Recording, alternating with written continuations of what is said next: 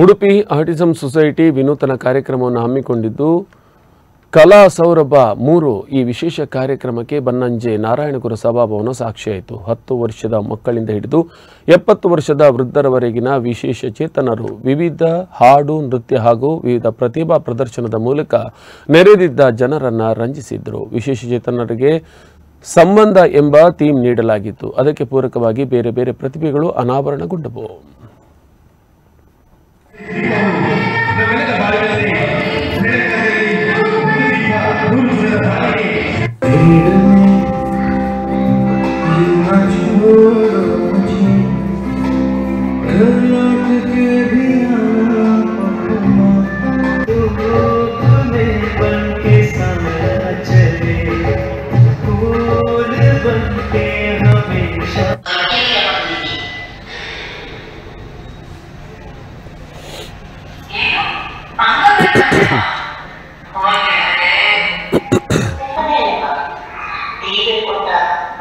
ಪ್ರೀತಿಯನ್ನು ಸಾಕಿ ಬೆಳೆಸುವುದು ನಮ್ಮ ಕರ್ತವ್ಯವೇ.